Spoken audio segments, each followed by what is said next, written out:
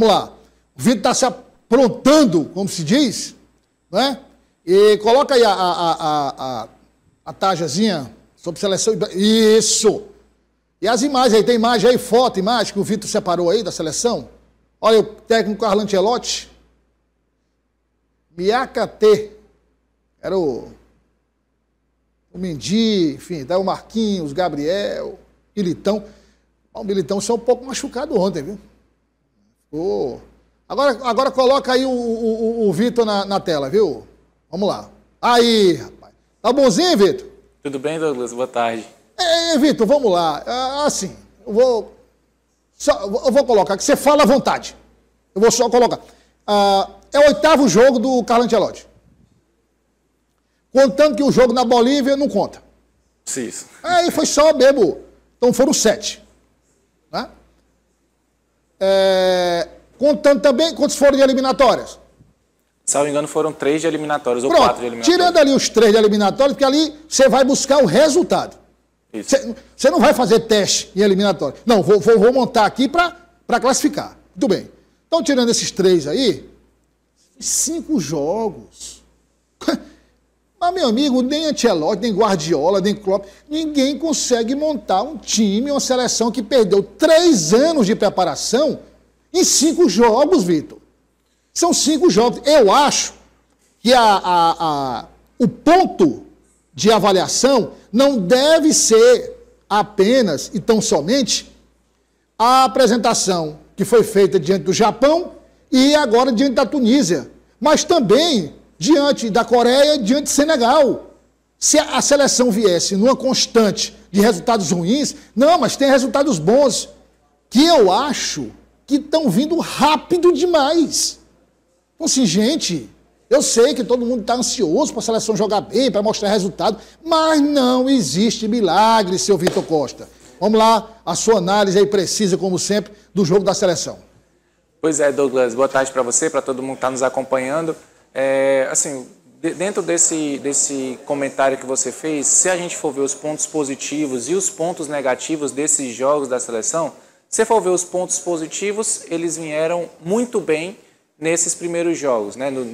Tanto no primeiro ciclo de amistoso, como nesse segundo ciclo de amistoso que se encerrou agora, os pontos positivos foram bem positivos nos primeiros jogos. Já os pontos negativos, a gente já tinha visto, ou seja, a seleção melhorou os seus pontos positivos e ficou na mesma dos pontos negativos. Eu entendo que a seleção brasileira, de fato, ela tem um caminho muito longo a ser percorrido, mas que infelizmente não existe mais o tempo a percorrer. Temos muitas perguntas ainda sem respostas, infelizmente. Nesse momento da temporada, nesse momento do ciclo de Copa do Mundo, as seleções já deveriam estar prontas.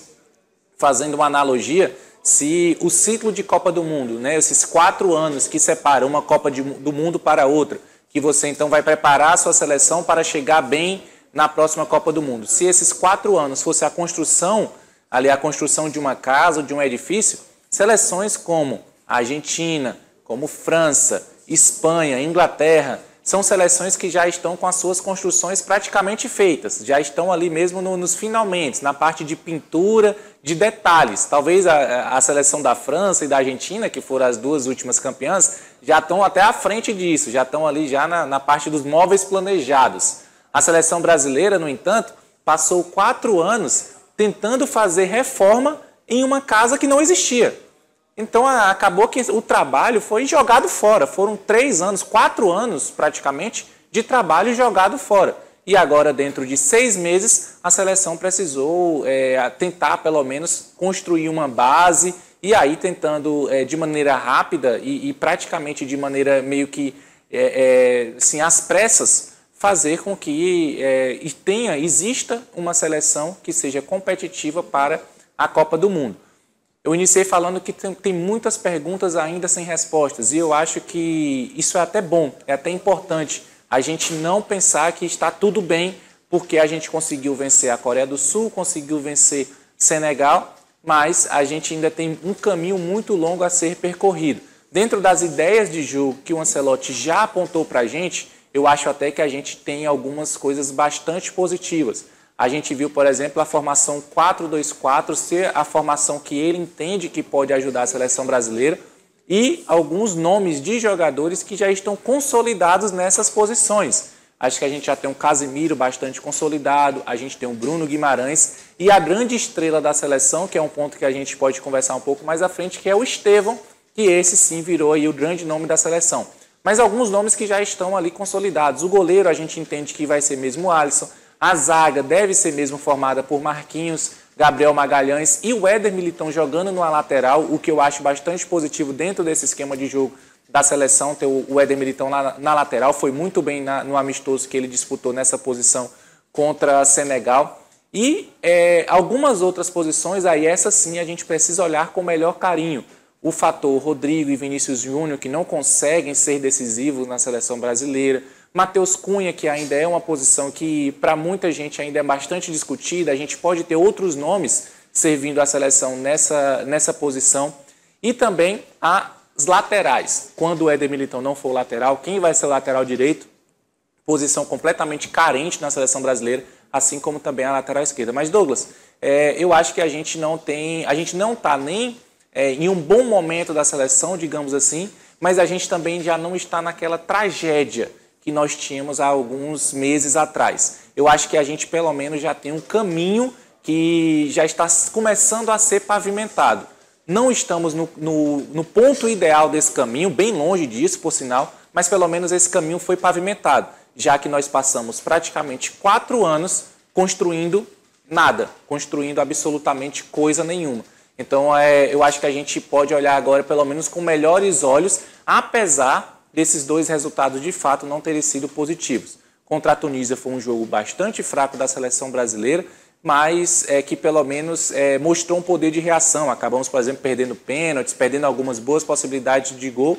E, no ciclo passado, a gente teve aquele jogo contra o Japão, que a gente entende que foi que acabou sendo sacrificado, podemos dizer assim, um resultado devido a erros individuais, que, óbvio, não podem acontecer na Copa do Mundo, mas que dentro de jogos a gente sabe que são completamente factíveis, né? As coisas acontecem às vezes dessa forma. Pensando no macro, pensando no geral, eu acho que a seleção brasileira, a gente pelo menos tem um caminho pavimentado, Douglas, o que a gente não tinha até pouco tempo, até cerca de 3, 4 meses atrás a gente não tinha isso. Né? Bom, tem um desenho tático aí que o Ancelotti está usando muito, que é o 4-2-4. Uma linha de 4 na defesa, 2 meio-campistas e uma linha de 4 na frente. Vitor, é um esquema tático, e aqui em momento algum estou duvidando da capacidade do Ancelotti, pelo amor de Deus. Pelo amor de Deus. Não sou eu. Mas o esquema 4-2-4, ele é um esquema que precisa ser muito testado, muito experimentado, porque, em tese, ele deixa o meu campo vulnerável. Né? Em tese. Aí seria aqueles mais convencionais, o 4-4-2, o 4-3-3. Aí é o seguinte, quando você perde a bola no ataque, a seleção precisa marcar a sua pressão, porque você não pode, por exemplo, dar espaço para o time adversário cruzar essa bola longa, passando muitas vezes pelo meio campo, chegando já no ataque com 2 ou 3 jogadores, com o meio campo superior também. Quer dizer, o time que está muito bem treinado, como é o caso da Argentina, da França, da Espanha, Portugal, e faz transição rápida. Então, você tem 4 na frente, 2 no meio. Quando vai, essa linha de trás tem que se aproximar um pouco do meio campo. Isso. Não é? Se você não marca pressão, você permite o lançamento longo, a bola longa. Se sai rápido, não marca pressão, 2, 3 toques, você tem superioridade. Aí você tem que testar no meio campo, você tem que testar tanto a linha defensiva chegando para apoiar quando tiver a bola, para gerar superioridade numérica, como os 4 descendo quando não tem a bola. Quer dizer, é um movimento muito rápido, tem que ser preciso, porque eles têm que marcar e ao mesmo tempo voltar. E aí eu não sei como é que o 4-2-4 vai funcionar contra essas seleções que eu acabei de falar. Por exemplo, França, Espanha, Argentina, Portugal, Alemanha, até a Noruega. Eu venho da Noruega com o Haaland. Mas o Haaland ali se piscou e falou, tá dentro do gol. Entendeu? Então, assim, eu não sei como é que vai ser se o Ancelotti vai insistir nesse 4-2-4 com grandes seleções. E Douglas, eu acho que tem um ponto positivo nesse esquema, nesse 4-2-4, que ele é bastante adaptável, porque basta você tirar, por exemplo, no caso, né, os 4 atacantes, quem for nesses jogos. Os 2 voltam, fica o 4-4-2. Exato, e outra, você pode tirar um desses 4 jogadores e você coloca um meio-campista mais propriamente dito. Talvez o Lucas Paquetá pode ser esse jogador, outros jogadores que jogam numa formação um pouco, que são jogadores que jogam em formações um pouco mais recuadas ali dentro dessa formação.